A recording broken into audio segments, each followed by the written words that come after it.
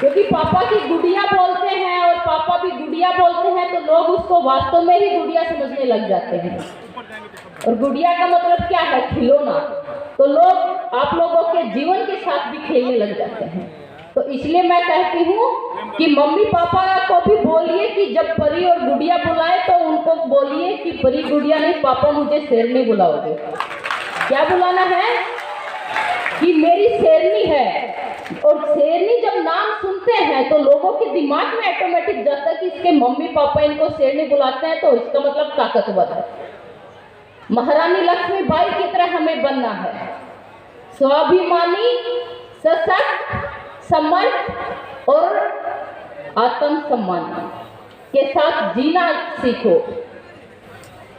आप लोगों ने देखा होगा कि महारानी लक्ष्मीबाई जी कितनी बड़ी स्वाभिमानी थी। पढ़ा किस किसने है? किस किसने महारानी लक्ष्मीबाई जी को पढ़ा है? अच्छा, इसके साथ एक ही सवाल और मैं करूंगी कि किस किसने उनके जीवन को पढ़ के अपने जीवन में उतारा है? यही वो चीज सोचने की है कि हमने अपने जीवन में सिर्फ पढ़ना नहीं है, पढ़ के वो छोड़ दिया, वो ज्ञान किस काम आएगा? अगर जीवन में नहीं उतारा, किसी के जीवन को नहीं बदला तो वो जीवन व्यर्थ है। बहुत से लोग आज मुझे भी कहते हैं कि सब कुछ मिल गया, आपको क्या जरूरत है बोलने की, कहने की, सुनने की, क्या जरूरत है?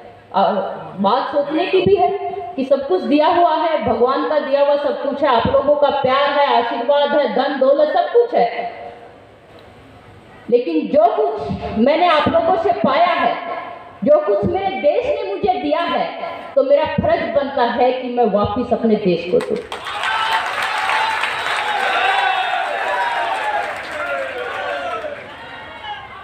तो इसलिए मैं बहनों से कहना चाहूंगी कि बहनों, आप लोग जो कुछ भी करें, माता पिता के अभी जो संस्कारों की हम बात करते हैं, एक चीज बहुत कुछ आप लोग सुनते भी होंगे, हम भी सुन रहे हैं कि आजकल के बच्चों में संस्कार नहीं रहे।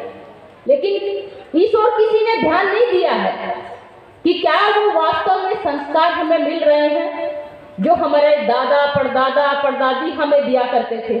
मुझे याद है कि जब मैं छोटी थी तो सुबह उठते ही मेरी दादी, मेरी माँ या मेरे दादा, कोई भी, कि बेटा मैं काम कर रही हूँ, जाके आप लोग नहा धो लिए, स्कूल में जाने के लिए तैयार है, जाके धूप बत्ती कराना। आजकल कितने माँ बाप ये चीज करते हैं? बहुत ही कम, ना मातर को। आप छोटे छोटे बच्चों को देखेंगे मोबाइल हाथ में रखते हैं और मोबाइल पूरे खाना भी अगर खाएंगे, 2-2, 4-4 साल के बच्चे तो मोबाइल के बगैर खाना नहीं खाते हैं। तो उस मोबाइल देख के जो संस्कार सीखेंगे, तो आप क्या सोचते हो वो संस्कार आएंगे जो हमारे दादा परदादा ने दिए थे? तो मोबाइल जैसे ही संस्कार मिलेंगे। तो इसलिए ये विचारणीय, बहुत बड़ा विचार और चिंता का विषय है कि हम किस ओर बढ़ रहे हैं। क्योंकि कहते हैं कि जिस देश का युवा अगर अंधकार में चला जाए तो उस देश को अंधकार में जाने से कोई नहीं रोक सकता। इसलिए मेरे देश का युवा जो है उसका सख्त समर्थ और खोजवान होना चाहिए, और होता भी है अगर उसको सही दिशा दे दी जाए। क्योंकि जो युवा जो होता है वो देश की दिशा और दशा दोनों तय करता है कि हमें अपने देश को किस ओर लेके जाना है। उस देश की प्रगति उसके नौजवानों, उनके युवाओं के ऊपर निर्भर रहती है। और हमारा देश जो है सबसे बड़ा युवाओं का देश है। तो हमें चिंता करनी चाहिए कि आज हमारा युवा कहीं पथ से भटक गया है, कहीं मार्ग से भटक गया है, तो उसको वापस मार्ग पे लेके आने की जिम्मेवारी एबीवीपी की होनी चाहिए। और मुझे विश्वास है कि एबीवीपी इतना बड़ा छात्र संगठन, विश्व का सबसे बड़ा छात्र संगठन, ये काम कर सकता है। ये मैं विश्वास के साथ कह सकती हूँ क्योंकि मैंने काम देखा है।